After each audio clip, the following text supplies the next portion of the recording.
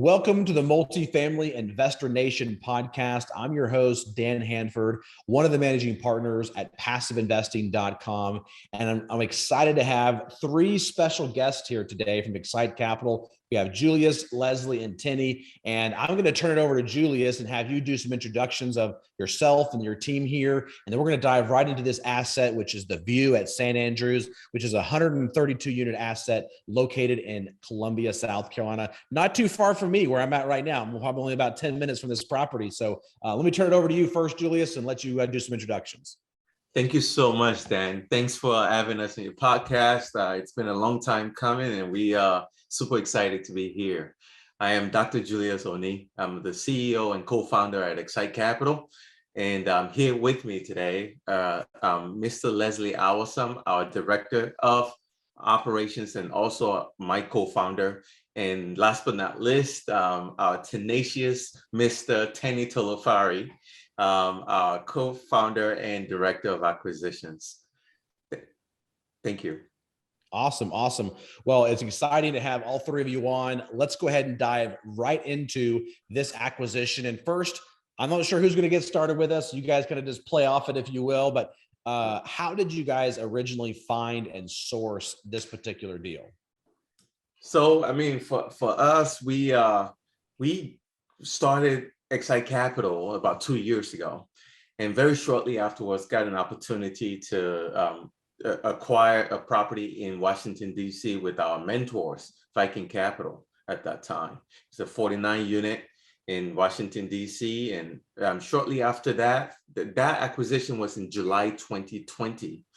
Shortly after that, we had to decide where our true target market was going to be. And after doing quite a bit of research and looking at the migratory trends over the last decade and looking forward into the next decade, we noticed that a lot of people were moving from the north, from the east, from the west to certain places in the country.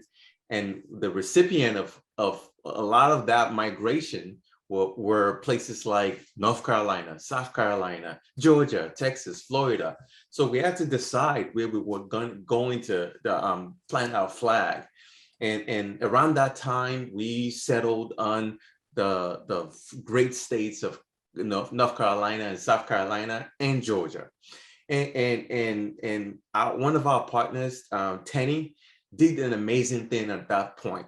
He sold his house in DC, moved his family to Charlotte, North Carolina, so that it could be boots on ground and actually so that we can be just as competitive as anybody else in that market.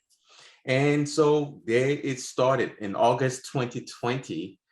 Tenny moved his family to Charlotte, North Carolina, and we started looking for deals. So Tenny was knocking on all the doors of the brokers, setting up meetings. There was a time when he drove 3 hours down to see a broker for a 15-hour meeting and drove 3 hours right back. So 6 hours just for a 15-minute meeting. But guess what? That turned out to be the person who actually gave us our first deal. Because obviously we showed a lot of tenacity. We showed incredible determination, which we definitely were consistent. And ultimately it worked out for us. That's awesome. That's exciting. So you drove down, Tenny, 6 hours, met with this broker for 15 minutes, drove back for 6 hours. How soon after that meeting did you get the phone call about this particular property? So actually took about 6 months. Okay. So, and since that meeting, did you have some continuous follow-ups with that broker? Absolutely. So we stayed on top of the broker. We went on a lot of tours with them. We were reviewing a bunch of deals, and none was penciling. Finally, one penciled after 6 months, because I think I met with him in September, immediately after I moved to Charlotte. Then he sent us the deal in late or early March, and then we started looking into it. And then, no, he sent the deal in January, because I remember I did a tour on the 26th of January of 2021. And then, we'll go back into the details as we continue, but it took between September to April to close on the deal with them. And in this process, if I may jump in, they were sending us a lot of deals, and we would underwrite them, tell them why this deal did not work for us, or why this did not fit our particular criteria, and then we'll tell them what we were looking for. And I think they did appreciate that. We were definitely going on tours. We were checking in with them on a regular basis, and Tenny was at the forefront of that. And Leslie was definitely doing an amazing job underwriting those deals in a very efficient manner, and we were getting it back to them with significant feedback.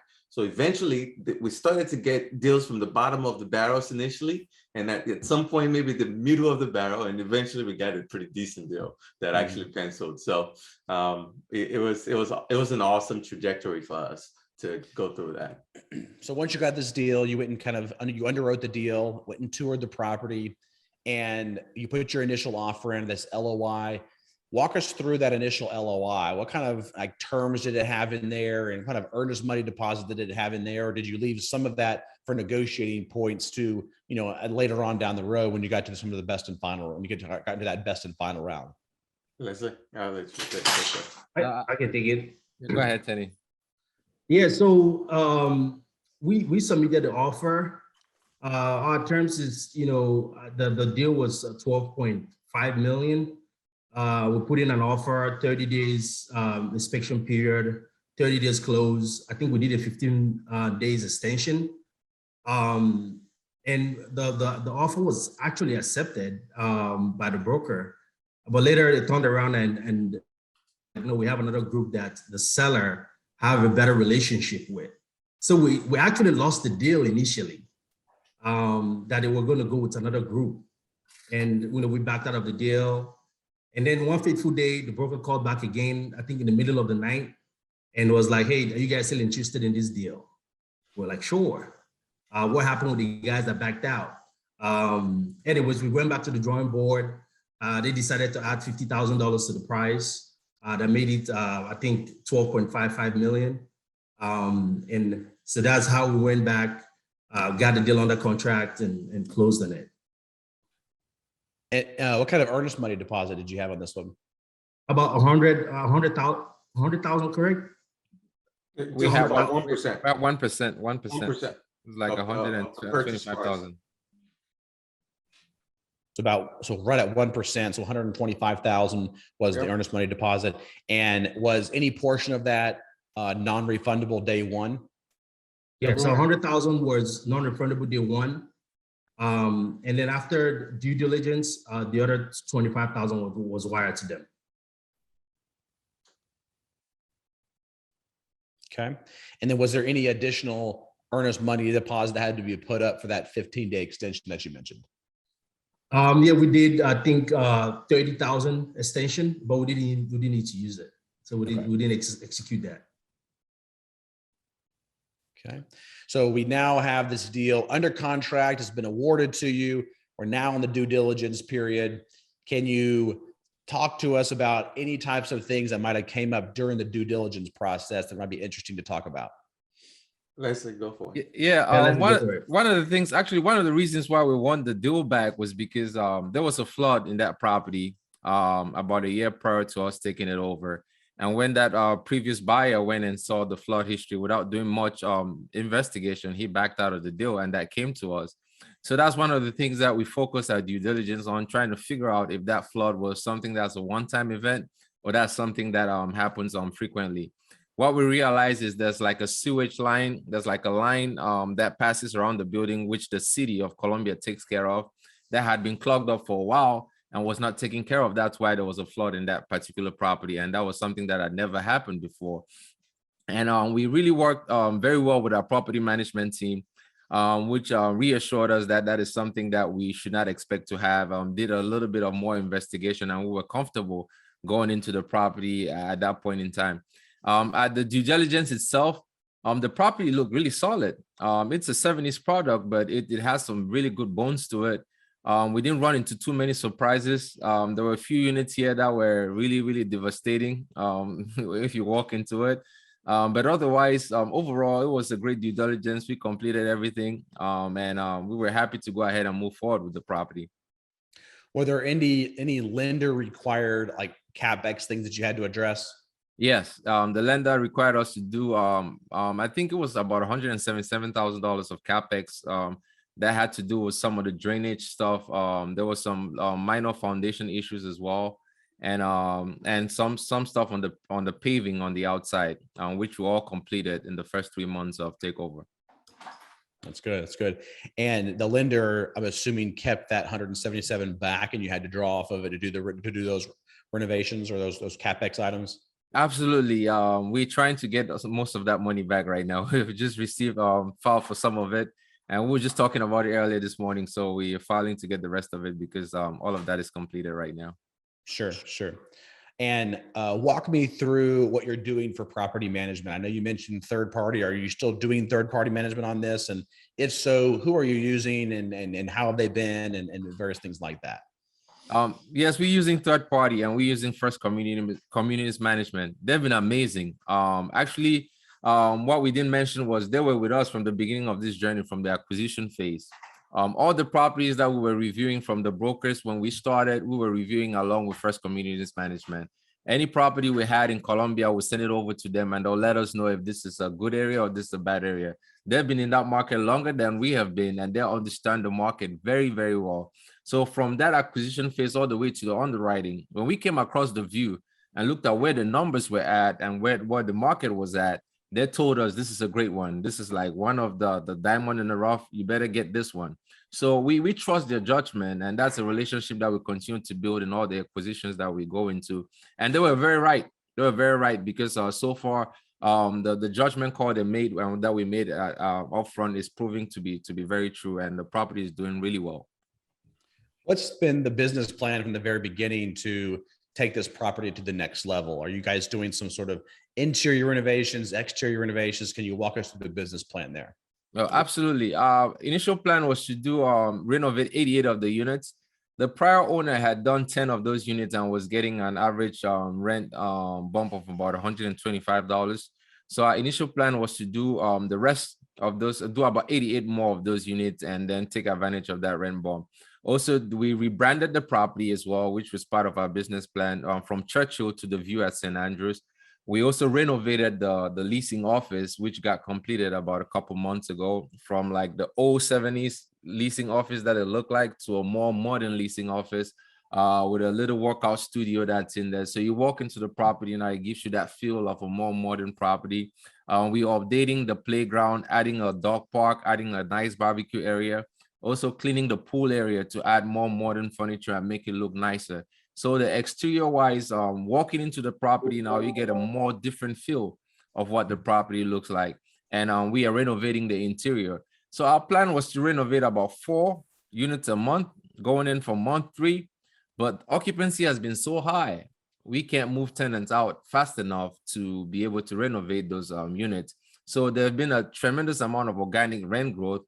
We've been able to update 14 of those units and achieving higher than the rent bumps that we projected.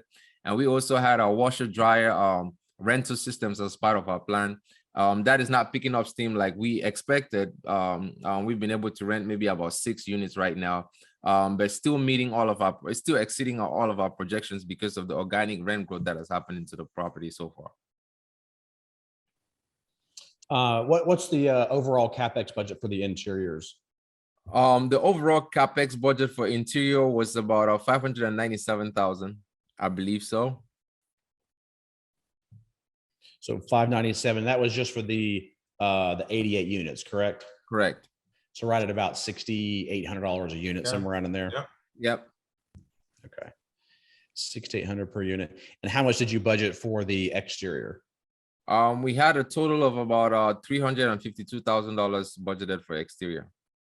Okay, and is that including the 177 in required CapEx as well? No, it doesn't. Okay, so that would be in addition to that. So Exactly. roughly about 540,000, somewhere around in there. Correct. Okay, all right. Okay, and then the kind of the original business plan or projection was to be able to achieve at least $125 rent bump. What are you getting on those renovated units? And then what are you getting on the just organic turnover that you're seeing from the organic rent growth?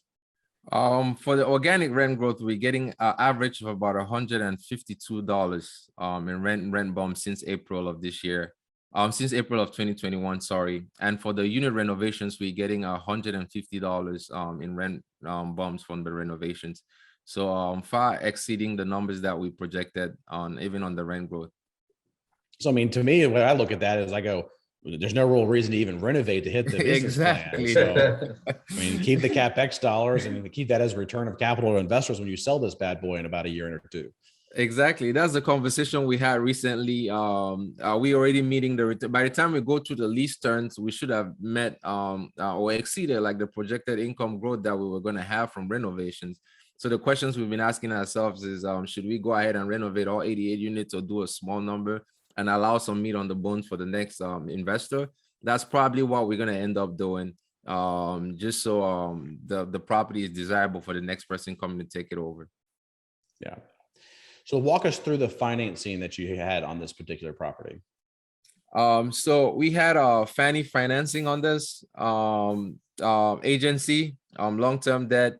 We had a 3 years IO. Interest rate ended up being 3.64, and with a prepayment on it. What kind of prepayment was on it? I think the prepayment was about $1 million, and it fades off over the years. It's kind of like a step down prepay. Correct. Yes. Okay. So Fannie Mae long-term, 3 years of interest only. Why did they only give you 3 years instead of maybe a little bit more? Did you try to push for a little bit more, or did they want to charge you more interest, or kind of what was that discussion like? Yeah, actually we did. We tried to push for 48 months IO. That wanted to charge us more interest on it. So we just elected to keep 3 years. Yeah. When it sounds to me like the way things are going, you might not even keep this thing for 3 years, depending on how things go over the next several years, or at least being able to do some sort of like supplemental loan or refinance or something like that on this particular asset, even though it has some long-term agency debt on it. Yeah, the asset is performing really well. We're excited for the returns that we're going to be able to present to our investors on this deal. So we're going to see how the year goes, how 2022 goes, then we'll make a decision on what direction we want to take. But most likely, if the current climate continues, then it will be favorable enough for us to exit much earlier than we anticipated and be able to return some good returns to our investors. Mm-hmm. And how did you structure this deal with your investors? It was an 80-20 split with a waterfall. Once we get to 20% average on our returns, it goes to 60-40. And there was a 7% pref.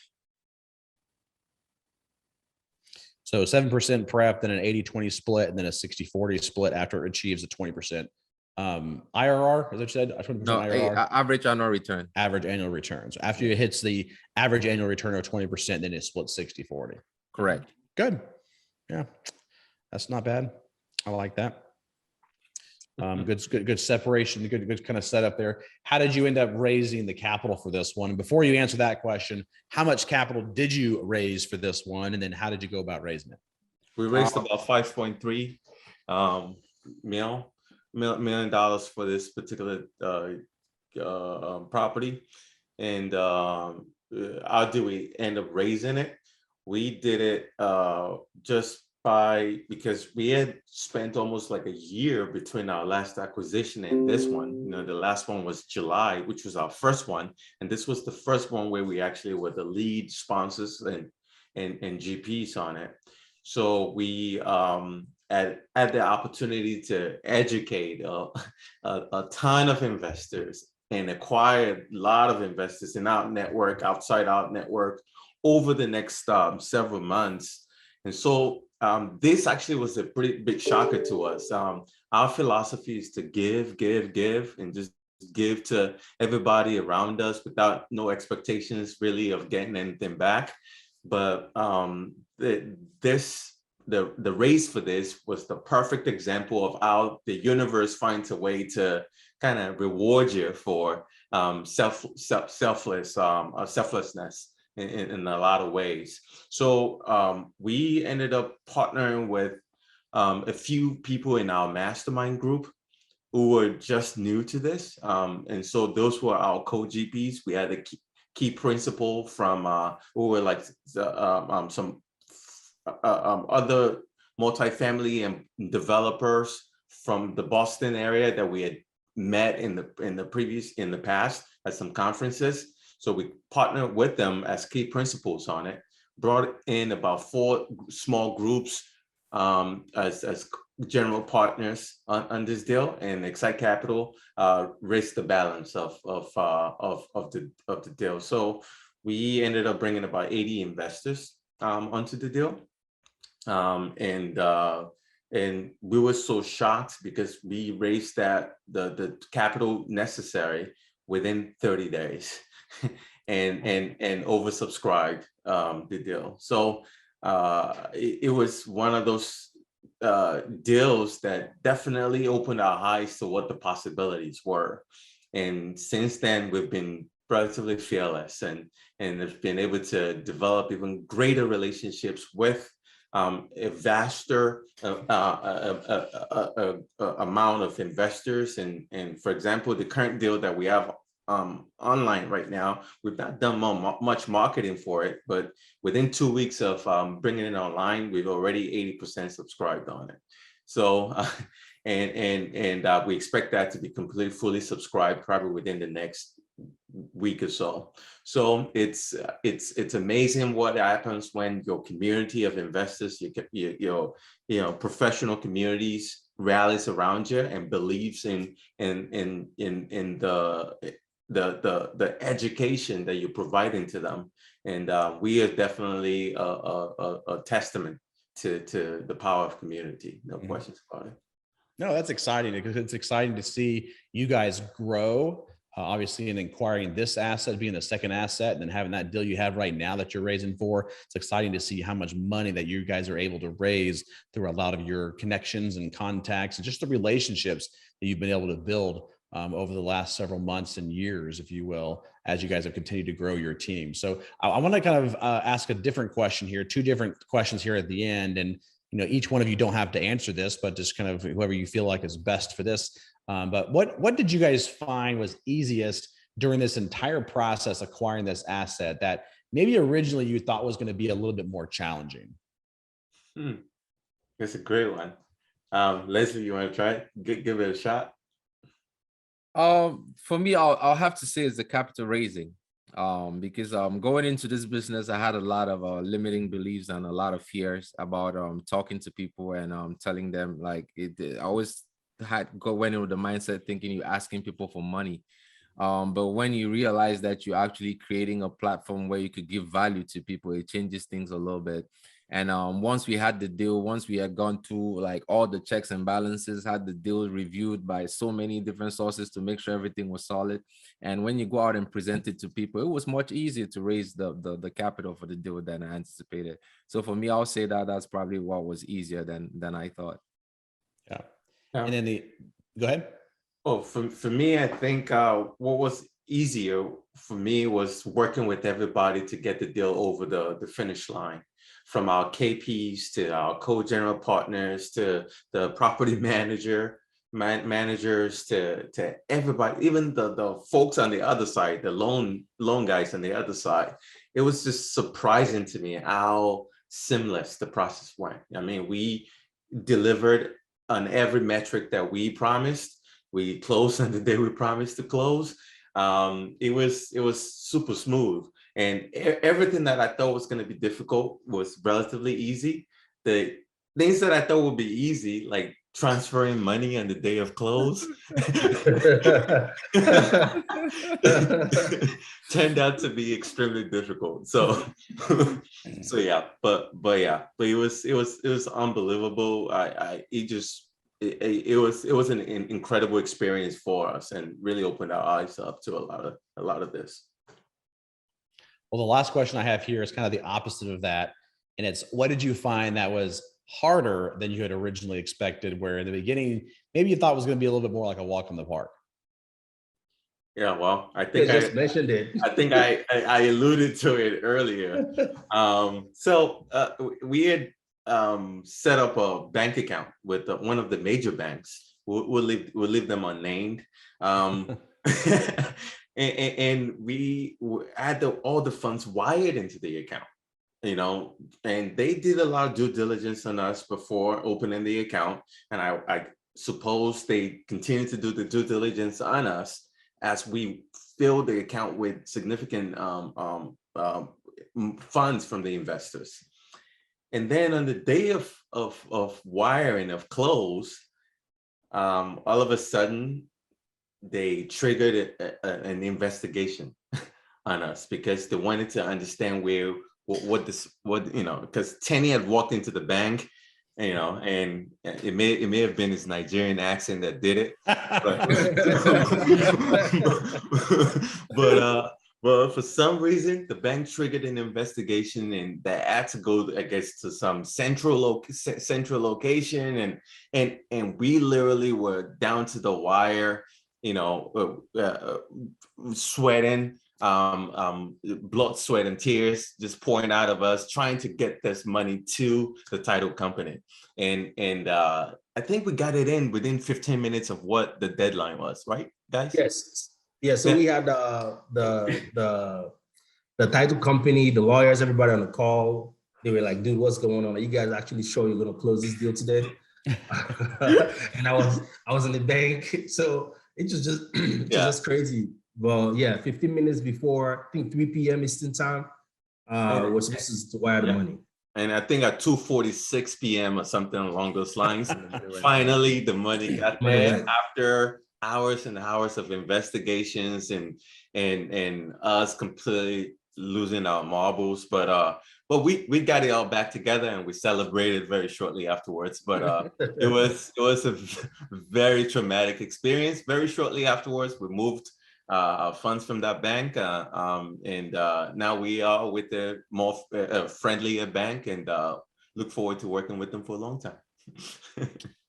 Very good story, and obviously a great one to kind of finish the podcast episode on. You never really expect some things like that to happen, but when they do, it's like, wait a minute, those are things you don't really plan for. So definitely, it's one thing that we've learned as well, to make sure that, a couple of weeks before closing, make sure you contact the bank and say, hey, be prepared for this large wire, because it's going to happen. So you need to, if you need to do anything, you need to sign any forms, you need to get anything set up, let us do that now instead of that day. So that's a good point to bring up there.